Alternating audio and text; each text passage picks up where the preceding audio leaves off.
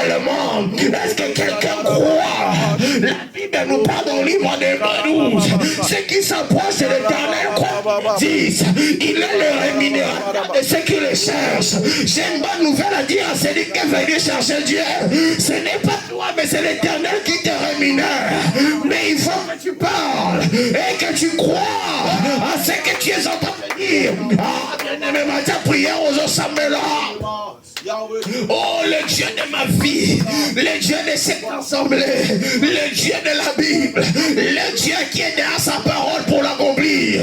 Nous voici, Seigneur Dieu, toi qui es le rémunérateur de ceux qui te cherchent.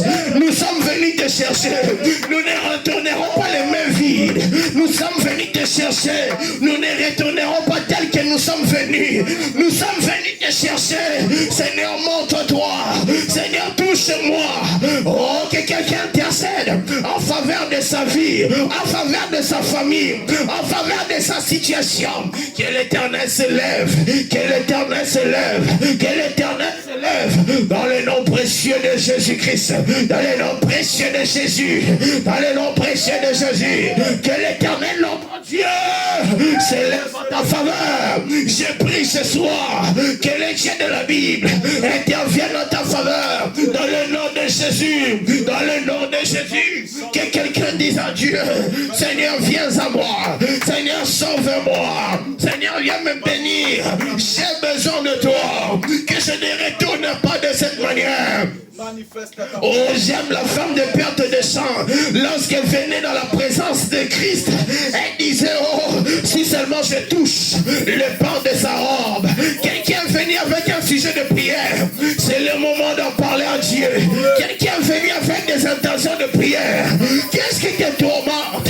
Psaume 66, verset 18 de David dit, si je n'avais pas circoncis mon cœur, l'Éternel ne m'aurait pas répondu. Est-ce que quelqu'un peut circoncire son cœur? Est-ce que quelqu'un aujourd'hui peut déchirer son cœur dans la présence de Dieu? La Bible nous dit, ne déchirez pas vos vêtements, mais déchirez plutôt vos cœurs. Quelqu'un peut déchirer son cœur dans la présence de Dieu. J'en ai parlé aux hommes, j'en ai parlé aux assistants sociaux. Maintenant je vais en parler à celui qui établit les rois. Maintenant je vais en parler à celui qui établit les rois, à celui qui a créé le médecin. Père, non, tu peux faire, tu peux guérir, tu peux sauver, tu peux délivrer. Aujourd'hui tu peux le faire. Que quelqu'un prie le Seigneur, qui demande sa délivrance entre les mains de Dieu.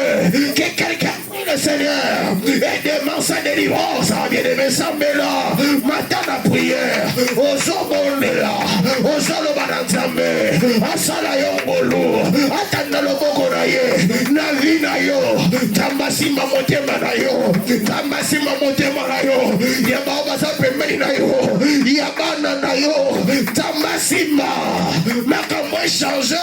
Ah, bien-aimé, Sambela, Sambela. Que quelqu'un cherche la face de l'Éternel. J'aime comment le psalmiste disait, oh Éternel, je te cherche. Oh Éternel. Est-ce que quelqu'un peut chercher la face de Dieu aujourd'hui et dire à Dieu, Seigneur, je suis venu pour toi, je suis venu pour te rencontrer, je suis venu pour te rencontrer. J'ai quitté ma maison parce qu'on m'a dit que tu sauves.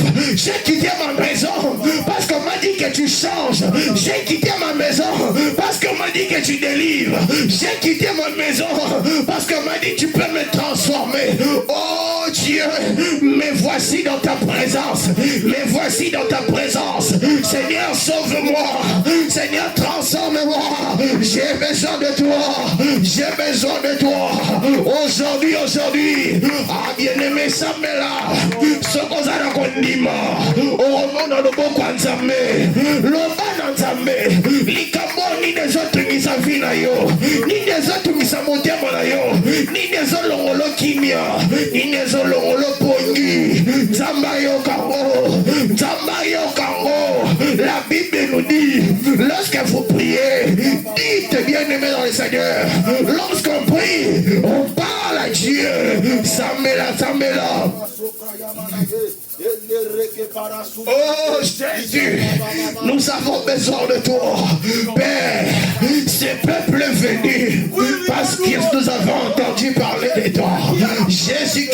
Nazareth, toi qui peux changer de vie, toi qui peux transformer, il n'y en a point d'autre. Tu es le seul et l'unique Dieu. Tu es le seul et l'unique Dieu. Tu es le seul sur qui nous pouvons compter. Nous avons besoin de toi, Père de gloire. Répands ta grâce dans ma vie, au nom de Jésus.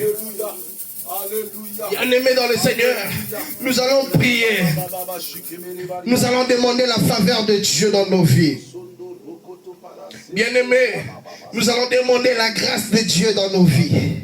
Pourquoi nous avons besoin de la grâce? Parce que si nous devons compter seulement par nos propres efforts, nous n'obtiendrons rien, bien-aimés dans le Seigneur. Lorsque nous regardons devant nous, derrière nous, il y a plus grand, il y a plus puissant, bien-aimés dans le Seigneur. Mais nous avons besoin, bien-aimés, d'obtenir certaines choses. Et sans la grâce de Dieu, nous ne pourrons jamais les obtenir. Si nous devons compter sur la méritocratie, nous n'allons rien mériter, bien-aimés. Si nous devons compter, bien-aimés dans le Seigneur, sur les efforts, il y a plus fort que nous. Mais nous comptons que sur la grâce de Dieu. Quelqu'un va prier, va demander la faveur de Dieu. Que l'Éternel te fasse une faveur. Je ne sais pas ce que tu attends, mais avec la faveur de Dieu, cela peut t'accorder. Je disais qu'avec la grâce de Dieu, cela peut être accordé. Cela peut être donné aujourd'hui. Seulement, il faut que tu demandes la grâce de Dieu. Dans le nom de Jésus, élevons nos voix, prions le Seigneur. Tu es en pleine démarche. Tu as fait une demande. Tu es en plein processus de quelque chose. Tu as besoin d'être accompagné. J'aime ce que la Bible dit. Vous verrez la différence entre ceux qui servent l'Éternel et ceux qui ne le servent pas. La différence se fait sur la grâce. Moi, je n'ai rien. Nous sommes au même niveau. Mais lorsque nous arrivons, c'est moi qu'on reçoit. La grâce de Dieu, c'est l'image d'Esther. Elle vient. Elle n'est ni la plus belle. Elle est étrangère. Elle ne veut même pas être comptée parmi plusieurs. La grâce de Dieu, c'est l'image d'Esther. L'église de Dieu, c'est l'image d'Esther. Dis à l'Éternel, je suis l'église, l'Esther d'aujourd'hui, étrangère, qui n'est même pas la plus belle, qui n'a pas une éducation à la royauté, qui n'a même pas grandi dans l'aristocratie, mais c'est elle qu'on va choisir. Je prie ce soir que l'Éternel t'accorde sa grâce. Tu ne l'as pas mérité. C'est ça la définition. Une faveur imméritée. Je prie ce soir que la grâce du Seigneur te soit accordée. Là où tu iras, on t'appellera. On t'appellera. Comme la Bible nous dit, on t'appellera d'un nom nouveau. Lorsqu'il arrivera le moment, c'est toi qu'on choisira. La grâce de Dieu, c'est comme David, à l'instar de David. Au-devant de lui, il y avait déjà des grands frères. Ils étaient beaux, physiquement grands. Il y avait ceux qui méritaient, mais David ne méritait pas. Il restait dans la bourse, mais c'est lui qu'on a choisi. J'ai prié ce soir que la grâce de Dieu repose sur toi. La grâce de Dieu repose sur toi. Dans le nom de Jésus, là où tu iras, quand tu choisisses toi, tu es l'élu de Dieu. Tu es l'élu de Dieu. Que l'Éternel le dise. Que l'Éternel le dise. Du haut du ciel, voici l'homme selon mon cœur. Voici l'homme selon mon cœur. Que Dieu te choisisse parmi des milliers, parmi 1000, parmi 10 000.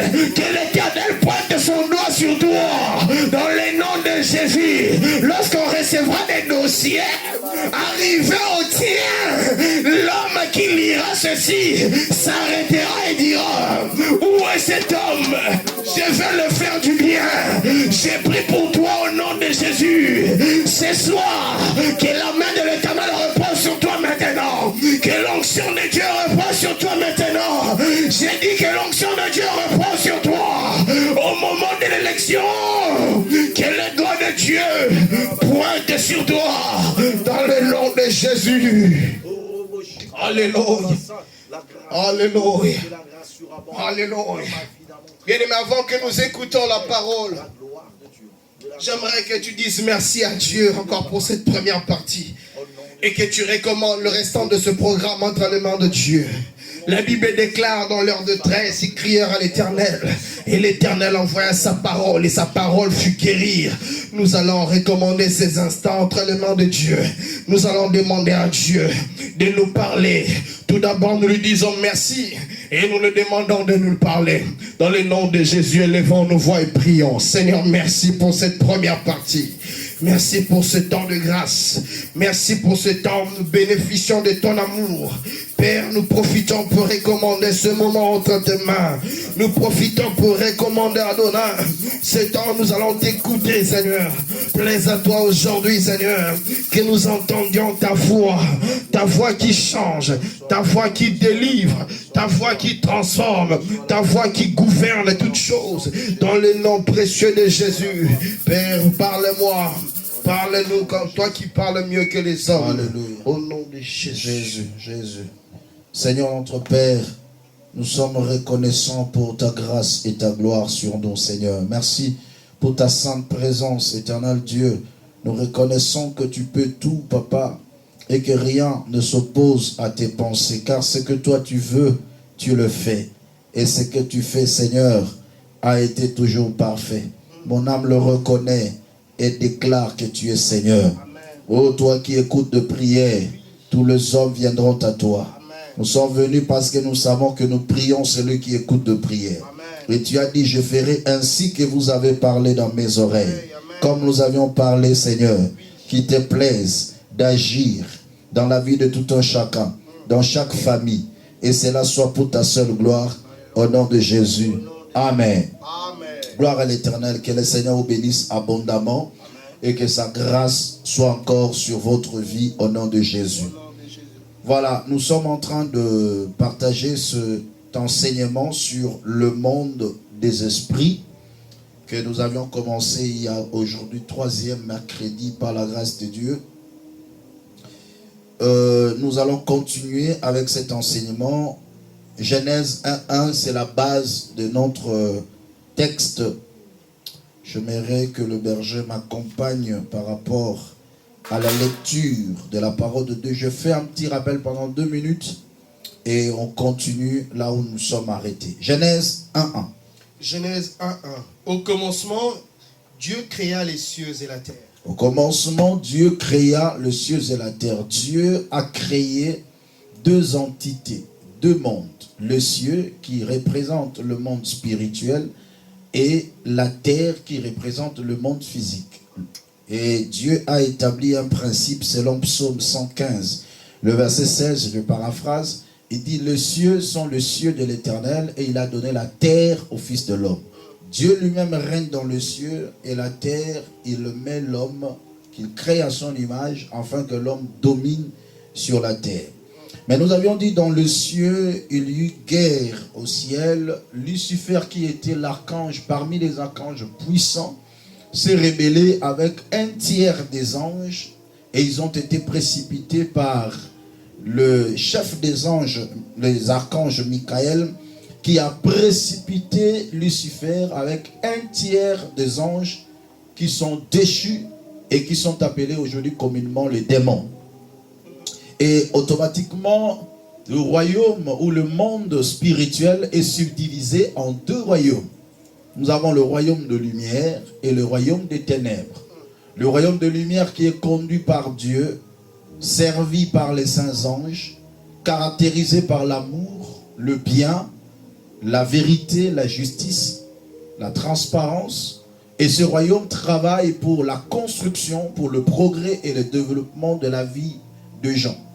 Et de l'autre côté, nous voyons le royaume des ténèbres où le diable est le roi qui travaille avec les anges déchus appelés les démons, caractérisés par la haine, par le mensonge, par l'hypocrisie, par l'injustice. Et ce royaume travaille pour la destruction. Il n'a qu'un seul objectif, la destruction de l'humanité. Et nous avons dit que ces 2 royaumes exercent leur influence dans le monde matériel. Et dans la terre, nous avions parlé de 3 catégories de personnes. Il y a des hommes animés de mauvaise foi. Il y a des gens comme ça qui sont nés méchants, qui sont animés de mauvaise foi. Il y a des gens animés de bonne foi, sont nés comme ça, qu'ils soient païens ou chrétiens, mais il a un bon cœur. Et il y a aussi de neutres. Mais la vie de l'homme est comme un champ de bataille où Dieu veut agir et le diable aussi veut agir. Mais je vous avais dit par rapport aux actions, Dieu demande toujours la permission avant d'agir dans l'homme. Mais le diable n'a pas besoin d'une permission pour entrer. Le diable n'a pas besoin de permission pour détruire la vie de l'homme.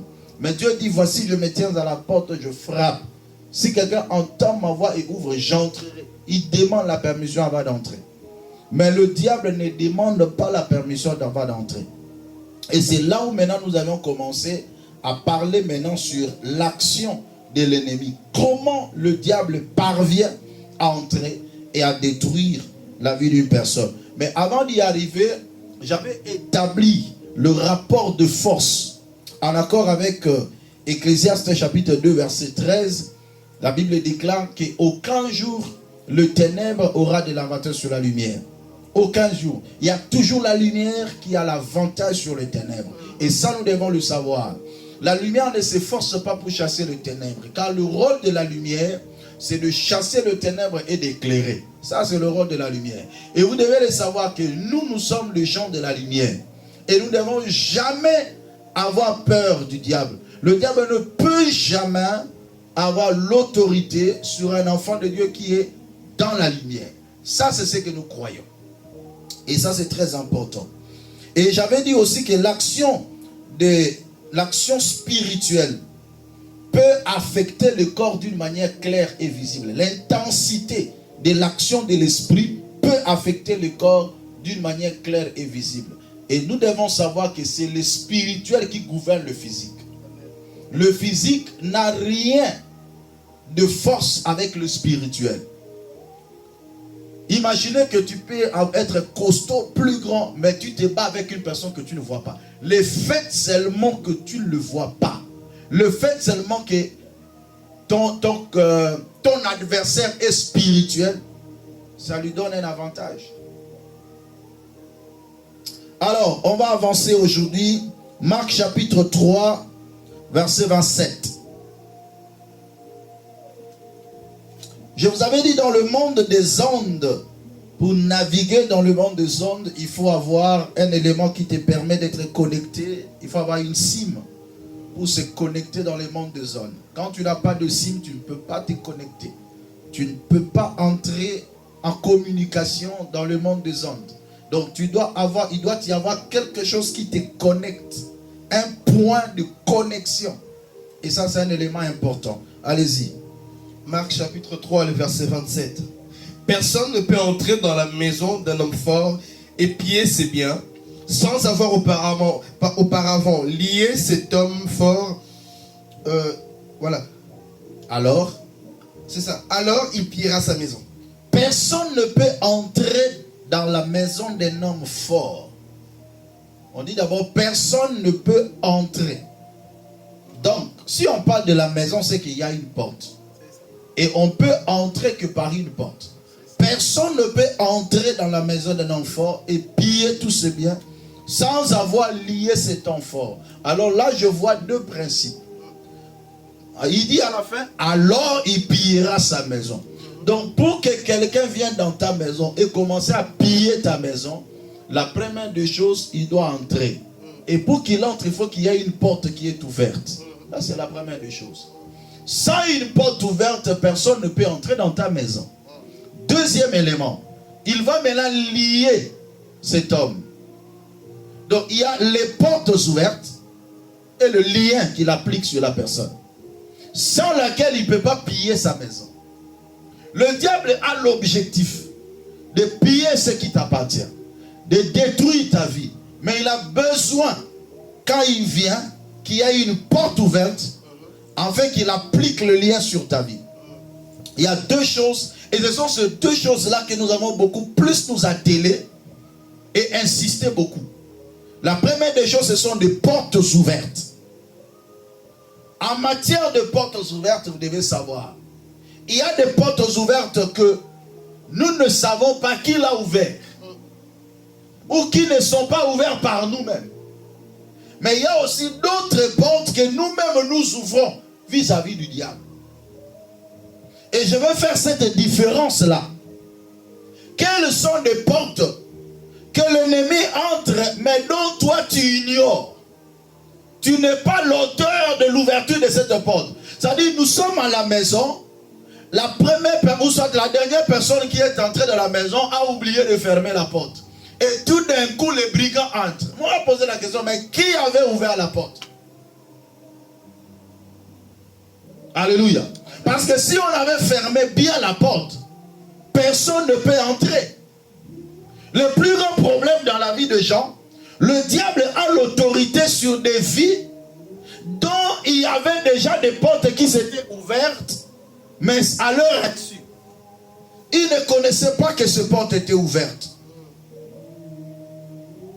Première catégorie, des portes qui étaient ouvertes sans notre consentement, à notre insu.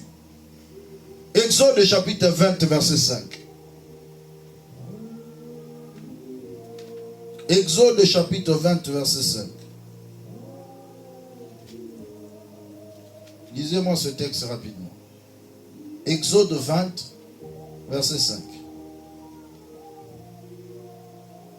Exode 20, verset 5. Allez-y. Tu ne te prosterneras point devant elle. Tu te prosterneras point devant elle. Et tu ne les serviras point, car moi, l'Éternel, ton Dieu, je suis un Dieu jaloux, qui punit l'iniquité de père sur les enfants. Qui punit l'iniquité de père sur les enfants. Jusqu'à la 3e et la 4e génération de ceux qui me haïssent. Alléluia. Premier point, c'est l'hérédité. L'hérédité, c'est la première porte qui n'a pas été ouverte par toi, mais par tes ascendants, par tes aïeux, ceux qui t'ont précédé. Dieu punit l'iniquité des pères sur les enfants jusqu'à la 3e et à la 4e génération. Mais quand on dit Dieu punit l'iniquité des pères, là où il y a l'iniquité, le diable a l'accès. Mais cette iniquité n'a pas été commise par toi, mais par d'autres personnes. Il dit, il punit l'iniquité des pères sur les enfants. Les enfants n'ont rien fait. Ce n'est pas les enfants qui ont ouvert la porte, mais ce sont les parents qui ont commis l'iniquité et qui ont ouvert de portes. Et maintenant, l'ennemi profite. Pendant que Dieu punit, c'est le diable qui profite pour entrer. Mais il punit qui? Dieu est en train de dire, premier commandement, tu n'auras pas d'autre Dieu devant ma face. Parce que parmi les 10 commandements, il y avait les 3 premiers commandements qui concernaient Dieu directement. Le 4e commandement, c'était le commandement intermédiaire qui ne concernait que Israël. Et les 6 autres commandements concernaient ton prochain. Alléluia. Premier commandement, il dit, tu n'auras pas d'autre Dieu devant ma face. Ça, c'est le premier commandement. Deuxième commandement, il dit, tu ne feras point des images taillées et tu te prosterneras point devant elles. Car moi, l'Éternel, ton Dieu, je suis un Dieu jaloux. Là, c'est l'idolâtrie qui punit l'iniquité des pères sur les enfants jusqu'à la 3e à la 4e génération. Troisième commandement, il dit, tu ne prendras pas le nom de l'Éternel, ton Dieu, en vain. Ces 3 commandements concernent Dieu directement. C'est ce que Jésus a résumé en un seul. Tu aimeras l'Éternel, ton Dieu, de tout ton cœur, de toute ton âme, de toute ta force. Les 3 commandements résumés en un seul. Le 4e commandement, tu sanctifieras le sabbat. C'était pour Israël. Donc Christ, quand il est venu, il a un sabbat qui a été personnifié. Et il était le maître du sabbat. Tandis que les 6 autres commandements là, honore ton père et ta mère, tu ne déroberas point, tu ne tueras point, tu ne porteras pas de faux témoignages contre ton frère, tu ne convoiteras pas la maison de ton frère, sa femme, ses biens et tout ce qui lui appartient. Alléluia. Les 6 commandements concernent maintenant le prochain. Et Jésus l'a résumé en un seul en disant, tu aimeras ton prochain comme toi-même. Est-ce que quelqu'un est en train de comprendre? Maintenant, dans le premier commandement et le deuxième qui concerne Dieu, Dieu frappe terriblement par rapport à ces commandements. Toute personne qui est entrée dans l'idolâtrie, il a commis une abomination devant l'Éternel. C'est la liste des abominations. Parce que l'idolâtrie fait partie de la liste d'abominations. On va voir cette liste d'abominations, vous allez comprendre. Deutéronome chapitre 18, versets 9 à 14. La liste des abominations que le Seigneur a détaillées. Parmi ces abominations, il y a aussi l'idolâtrie. Mais il y a encore quoi? Que tous ceux qui commettent de telles choses ouvrent des portes dans leur vie face à l'éventualité de l'action du diable. Le diable a la facilité d'entrer là où il y a l'idolâtrie. Deutéronome 18, verset 9 jusqu'au verset 14. Lisez. Donc, oui, allez-y. Verset 9 jusqu'à 14. Lorsque tu seras entré dans le pays que l'Éternel ton Dieu te donne. On va aller doucement. Lorsque tu entreras dans le pays que l'Éternel ton Dieu te donne, donc ça dit partout tu seras, partout tu entreras, qu'est-ce qui va se passer? Allez-y. Tu n'apprendras point à imiter les abominations de ces nations-là. Tu n'apprendras pas à imiter les abominations. On appelle ça abomination. Abomination, c'est quelque chose, c'est une iniquité qui représente un caractère impur devant Dieu. Alléluia. Où Dieu frappe terriblement. Certes, on ne catégorise pas le péché, mais en termes d'abomination, c'est une catégorie plus élevée. Parce que c'est la liste qu'il va citer là-bas, sur les abominations. Allez-y. Qu'on ne trouve chez toi personne qui fasse passer son fils ou sa fille par le feu. Première chose, le sacrifice humain. Personne qui fasse passer son fils ou sa fille par le feu, c'est le sacrifice humain. À cause de l'argent, à cause des richesses, il y a des gens qui ont sacrifié leurs enfants. Parce que faire passer quelqu'un par le feu, c'est-à-dire le sacrifier. C'est un langage. Celui qui sacrifie un être humain, il a commis un acte abominable devant l'Éternel. Celui qui a tué quelqu'un a commis un acte abominable devant l'Éternel. La Bible déclare, tu ne verseras pas le sang de ton frère, car le sang criera vengeance. Et quand tu détruis une âme, parce qu'il y a tout un commandement qui dit, tu ne tueras point. Quand tu le fais, tu commets un acte abominable. Et le diable cherche des actes comme ça. C'est une porte qui est entrée. Cette porte qui est entrée, où le diable entre, il va poursuivre des générations. Ton père a fait des sacrifices. Ta mère a fait des sacrifices. Tu as fait des sacrifices. Il y a toute une progéniture qui est sacrifiée aussi. Pourquoi? Parce que le diable va profiter. C'est une porte ouverte. Une porte qui s'ouvre à l'éventualité de l'action de l'ennemi. Deuxième chose. Personne qui exerce le métier de devin, d'astrologue, d'augure, de magicien, d'enchanteur. Personne qui consulte ceux qui évoquent les esprits. On va aller doucement. Deuxième catégorie. On nous cite tous ceux qui travaillent dans la divination, dans la magie, dans l'astrologie pour détailler l'avenir. Toute personne qui va même consulter. On dit deux choses. Qui pratique et qui consulte. Les deux font des choses abominables devant l'Éternel. Quand tu vas consulter un marabout, c'est une abomination devant Dieu. Quand tu consultes un féticheur, c'est une abomination devant Dieu. Et celui qui fait ces choses, il ouvre une porte. Si ce sont tes parents qui ont fait ça, ils ont ouvert une porte. Et le diable entre. Et il profite d'agir. Troisième catégorie d'abomination. Personne qui consulte ceux qui évoquent les esprits ou disent la bonne aventure. Celui qui consulte ceux qui évoquent les esprits. Évoquer l'esprit, c'est quoi? c'est différent d'invoquer. Évoquer, c'est faire appel à un esprit de venir travailler. Alléluia. Faire appel à un esprit qui parfois était déjà mort. Souvent, les esprits qui sont morts, on le fait appeler pour qu'ils viennent agir. Un jour, quand Saül a été rejeté par Dieu, il avait fait quelque chose d'abominable que Dieu a réprimandé. Il est allé voir une femme qui faisait la divination, qui évoquait les esprits. Il dit, évoque-moi l'esprit de Samuel. Et cette femme, dans ses incantations, elle a évoqué l'esprit de Samuel. Samuel est apparu. Et Samuel dit, pourquoi vous me dérangez? L'esprit de Samuel parlait. Et c'est un acte abominable que Dieu n'aime pas. Et il y a des gens comme ça, qui après avoir souffert beaucoup dans la vie, il a perdu parfois sa maman ou son papa, et il vient auprès d'un devin comme ça pour dire que j'ai besoin que tu appelles l'esprit de ma maman ou l'esprit de mon père, qui vient me dire des choses, des secrets de famille.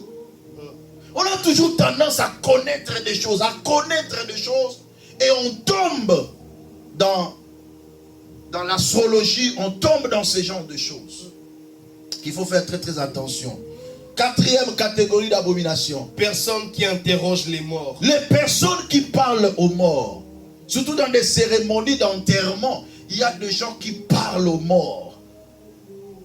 Poursuis tout ce qui t'ont fait du mal. Fais ceci, garde-nous, protège-nous. Non, il n'y a plus de relation entre les morts et les vivants. Amen.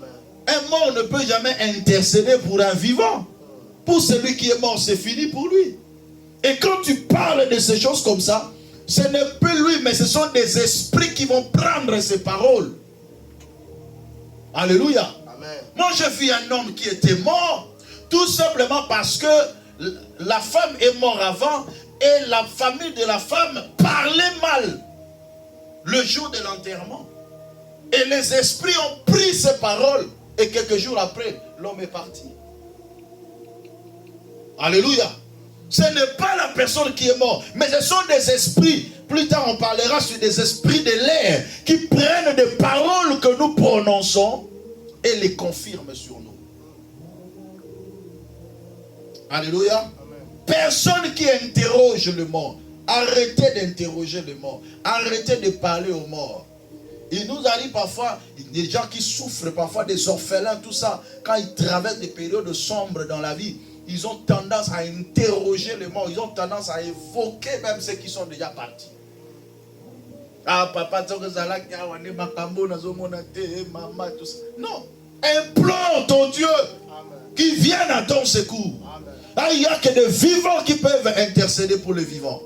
Les morts ne peuvent jamais intercéder pour les morts, pour les vivants. Continuez, on va terminer. Car quiconque fait ces choses est en abomination à l'Éternel. Car quiconque fait ces choses, les choses qu'on vient de citer là, il est en abomination devant l'Éternel. Et c'est à cause de ces abominations que l'Éternel, ton Dieu, va chasser ces nations devant toi. C'est ce qui fait que quand Israël devait arriver quelque part, pour que Israël ne s'assemble pas dans les abominations de ces nations, Dieu chassait ces nations devant Israël. Il ne permettait pas qu'ils s'assemblent avec des nations qui pratiquaient l'abomination. Continuez pour terminer. Tu seras entièrement à l'Éternel ton Dieu, car ces nations que tu chasseras écoutent les astrologues et les devins, mais à toi, l'Éternel ton Dieu ne le permet pas. Les nations que tu chasseras écoutent les astrologues et les devins, mais toi, l'Éternel ne te permet pas. Dieu ne te permet pas de consulter les devins. Dieu ne te permet pas de consulter les astrologues. Dieu te permet de l'invoquer. Amen. Recommande ton sort à l'Éternel. Mets en lui ta confiance, il agira. C'est ce que Dieu nous a recommandé. Amen.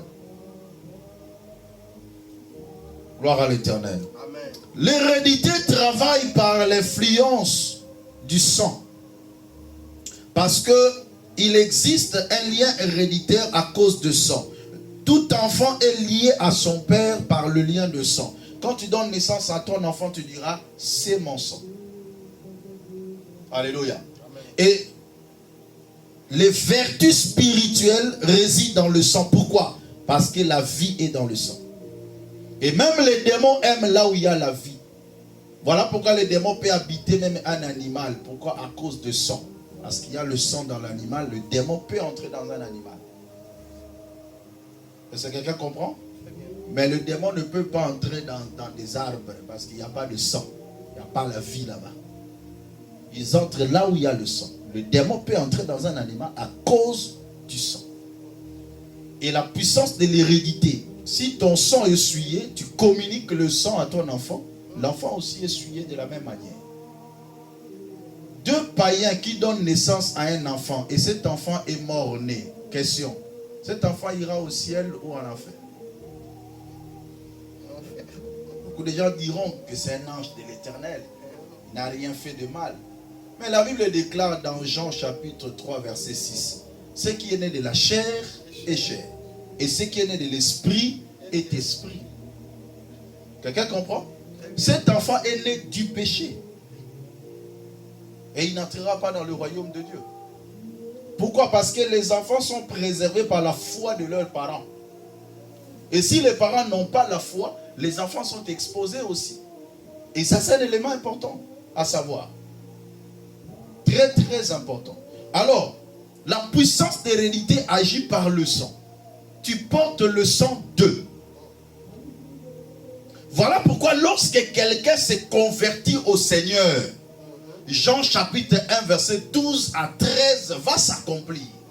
Où la Bible déclare, mais à tous ceux qui l'ont reçu, en ceux qui croient en son nom, il a donné le pouvoir de devenir enfants de Dieu. Écoutez, lesquels sont nés, non du sang. Il commence d'abord par là.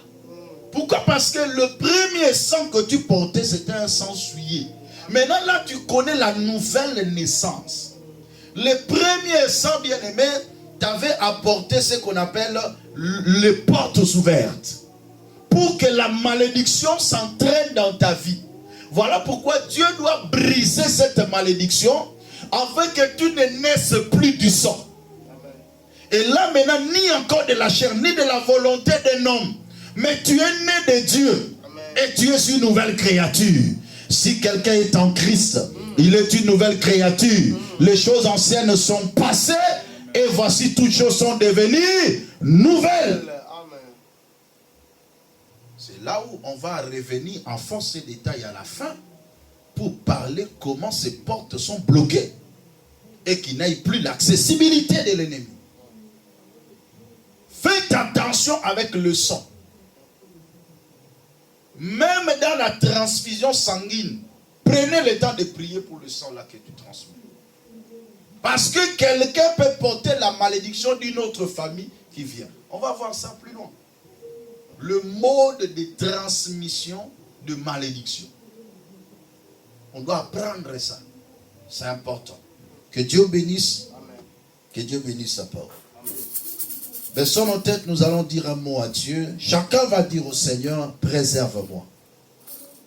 Même si je suis né dans une famille où il y avait plein de malédictions, mais j'ai besoin de la protection.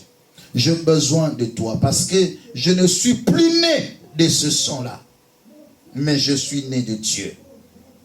Jacques chapitre 1 verset 18 dit, il nous a engendrés selon sa volonté, par la parole de vérité, pour que nous soyons en quelque sorte les prémices de ces créatures. Nous sommes nés de la parole de Dieu. Nous sommes nés de Dieu. Notre mère s'appelle la parole. Et nous avons été sanctifiés. En Christ, les portes qui étaient ouvertes par nos aïeux sont fermées. Priez le Seigneur au nom de Jésus. Alléluia. Père éternel, Dieu vivant et puissant. Nous prions dans le nom de Jésus-Christ de Nazareth. Avec l'autorité suprême qui nous a été conférée à la croix de Golgotha. Étant né de Dieu, nous triomphons du monde. Étant né de Dieu, nous ne faisons plus partie des malédictions héréditaires, car nous sommes plus nés du sang, mais de la volonté de Dieu le Père. Au nom de Jésus-Christ de Nazareth, que toute influence de famille où le diable avait trouvé des portes ouvertes dans la vie de tes enfants, soient fermées au nom de Jésus-Christ de Nazareth. Que la puissance de Dieu entraîne la fermeture des portes spirituelles. Dans le monde des réalités, je déclare et décrète la fermeture des portes de famille. Je déclare et je décrète la fermeture des portes de réalité. Dans le nom puissant de Jésus-Christ de Nazareth. Oh Dieu, que tout comportement anormal qui était causé par les portes ouvertes soit arrêté dans le nom de Jésus. Que toute situation anormale, toute situation de difficulté qui était causée par les portes ouvertes soit détruite au nom de Jésus-Christ de Nazareth. Dieu puissant, nous avons été sanctifiés par le sang de Jésus, purifiés par la parole de la vérité, et nous sommes des prémices des créatures de Dieu. Nous déclarons que nous sommes enfants de Dieu. La malédiction n'a pas de place dans nos cœurs, dans nos vies, dans le nom puissant de Jésus, car nous avons été sanctifiés par l'Éternel, car nous avons été purifiés par l'Éternel et agréés par le Dieu Tout-Puissant. Radabro seterika malage, recaparios contorobodege. Dis à Dieu, aide-moi dans ma marche. Dis à Dieu, soutiens-moi afin que je ne tombe pas dans les abominations. Préserve mon âme et mes actions. Guide-moi et dirige-moi. Prions ensemble. Au nom puissant de Jésus, alléluia. Seigneur, préserve-moi. Préserve ma foi pour que je ne tombe pas dans l'abomination. Yahweh, que mon cœur s'attache à toi totalement. Que mon esprit s'attache à toi, oh Dieu. Aide-moi à ne pas tomber dans l'abomination. Makoro sotoria babrake maniras kenta. Rukabara sende rebedeglo. Yahweh, préserve mon âme. Aide-moi à marcher devant ta face avec intégrité de cœur. Dans la crainte devant toi, oh Dieu. Préserve-moi des abominations. Préserve-moi des œuvres occultes. Préserve-moi, oh Dieu, de l'influence de ténèbres. Et garde-moi dans le creux de ta main. Et Yahweh, merci. Merci pour ta grâce. Merci pour ta faveur. Merci pour ton esprit qui agit dans la vie de tes enfants réunis en ce lieu, Seigneur. Papa, merci pour cette parole. Il est écrit, nous sommes libres par ta parole. Et Yahweh, tu as dit, vous connaîtrez la vérité. Et la vérité vous affranchira. Qu'il soit ainsi. Pour que ton nom soit glorifié à jamais. Dans le nom de Jésus-Christ de Nazareth. Que nous avons aussi prié. Avec foi ensemble, nous disons Amen. Amen. Amen. Gloire à l'Éternel Dieu. Que le Seigneur vous bénisse abondamment. Et que la grâce de Dieu soit avec vous. Amen. Amen.